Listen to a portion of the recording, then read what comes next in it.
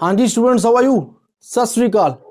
Let's discuss the topic of Dissolution of Muslim Marriage Act 1939. Basically, this act consolidates and clarifies all the provisions which are available to Muslim wife against her husband. So these are the provisions, these are the grounds available to Muslim wife, on the basis of which she can get divorce from her Muslim husband. So basically this act clarifies all these provisions. This act consolidates into one act all the provisions available to Muslim wife to get divorce from her husband. You see, earlier also on uncodified Muslim law, there were certain provisions given to the Muslim wife on the basis of which she can get divorce from her husband. For example, khula is there, ila is there, zahar is there, which we have discussed in the earlier videos. Just check those earlier videos. But besides khula, ila, zahar and all these things, the law was not clear. So in this act, some additional grounds are also given on the basis of which she can get divorce from her husband. Obviously, the earlier grounds are also there. Besides those grounds, some additional grounds are given in this act. So let's discuss point by point all these grounds. The first ground which is available to Muslim wife under Dissolution of Muslim Marriage Act 1939 is, on the basis of which she can get divorce from her husband, is that the whereabouts of the husband are unknown for at least 4 years. Nobody has heard of him, nobody has seen him, even the close relatives of the husband haven't seen him or heard about him for at least 4 years.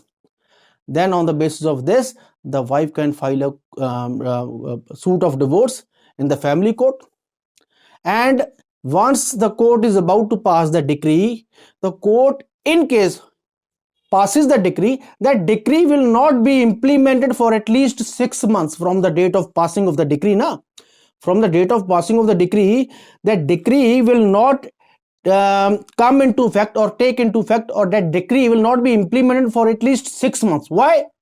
Because in those 6 months, a chance is given to the Muslim husband to appear before the court. And in case if he really appears before the court and says to the court that I am ready to perform my conjugal duties, then court will set aside the decree.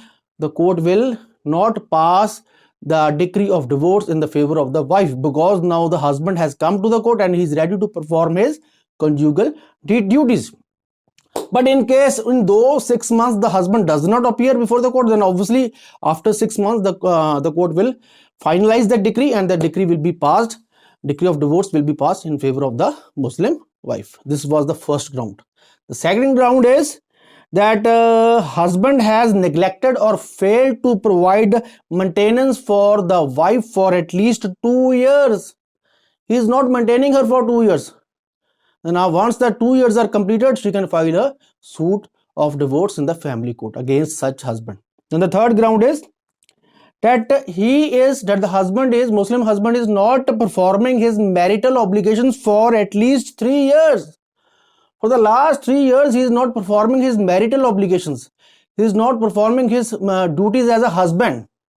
So she can file a divorce case against him on the basis of this ground. Then the other ground is, fourth ground is that the husband has been sentenced by the criminal court for an imprisonment of at least 7 years. Now he has to suffer imprisonment for 7 years. He has been convicted of some offense. For example, he has been convicted of some offense in IPC, and he has to be in imprisonment for at least 7 years. Then obviously the wife can get a divorce decree in her favor on this ground. Then the other ground, fifth ground, is that husband is impotent. He is not able to perform normally his sexual activity. So if the husband is impotent from the time of marriage, then obviously on this ground the wife can get a decree of divorce in her favor. But if the husband, before the passing of the decree, files an application to the court through his advocate that please give me at least 1 year, and in that 1 year I will prove to the court, I will satisfy the court that I am not impotent anymore, I'm not important now, then the court will allow him to satisfy to the court that he is not important. Now, how he will prove to the court that medical science, that's the question of medical science. So court will allow him at least the time of within 1 year he has to prove to the court that he is no more important now. If in case he is not able to satisfy to the court that he is no more important, then obviously the court will finalize the decree in favor of the wife and she will get the decree of divorce. In case the husband proves to the court in that 1 year that he is no more important, he is totally normal, then obviously the wife will not get the decree of divorce and court will set aside that case. The court will dismiss the case of the wife.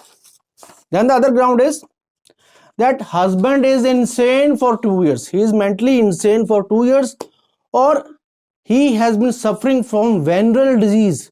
You know what is venereal disease? Venereal disease is the disease of genitals.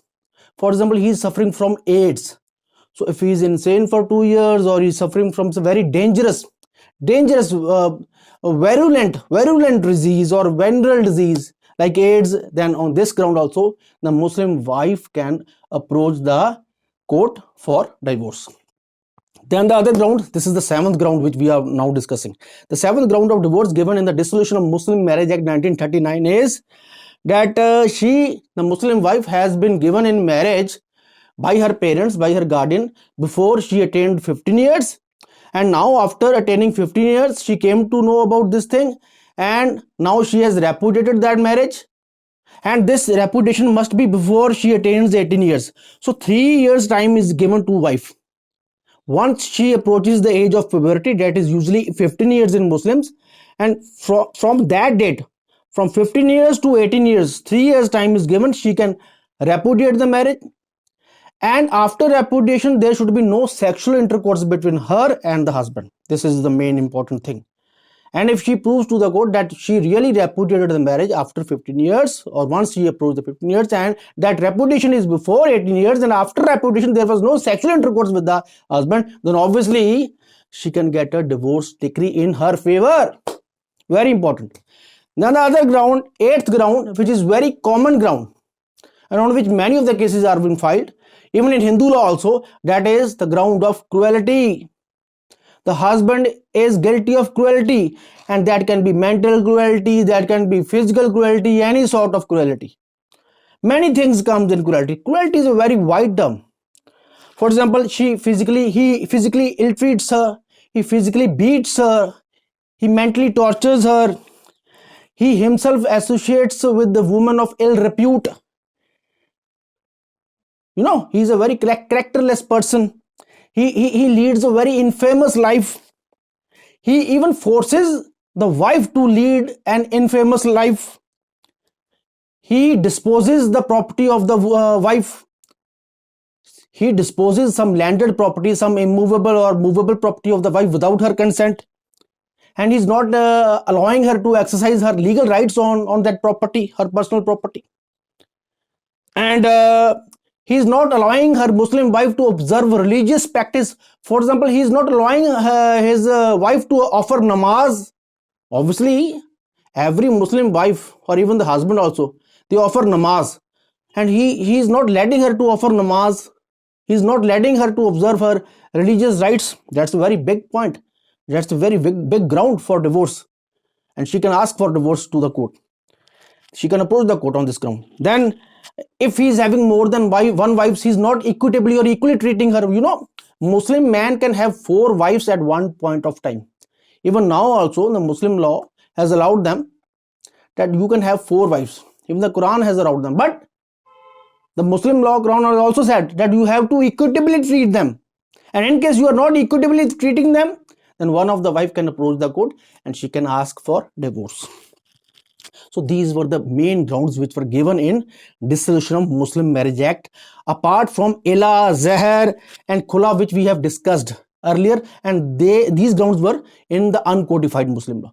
Now what we have discussed is in the codified Muslim law, and that law is Dissolution of Muslim Marriage Act 1939. And at the last, there is one very important ground of divorce given to the Muslim wife, is that, you see, if the Muslim wife herself converts to some other religion. She converts herself to Hinduism. She become a Hindu. After marriage, she becomes a Muslim wife, converts herself to Hinduism. She converts herself to Christianity. Can that be a ground of divorce available to her against her husband, that I have converted to Christianity and now I can approach the court and I can get divorced from my Muslim husband? No, no, never. She cannot take advantage of her own wrong. First, she is converting herself to Hinduism or Christianity, then she is approaching the court that I want divorce from Muslim husband. No, Muslim law does not allow this. But in case her husband converts himself to Christianity or Hinduism or any other religion other than Muslim, so the Muslim husband converts his religion to some other religion other than Muslim religion, then obviously she had got the right of divorce. She can approach the court and she can ask the court for divorce against such Muslim husband. So these were the very important points which we have discussed under Dissolution of Muslim Marriage Act 1939. I hope you like the lecture. Do comment on the video below so that I can learn from your comments. Thank you. Sat Sri Akal.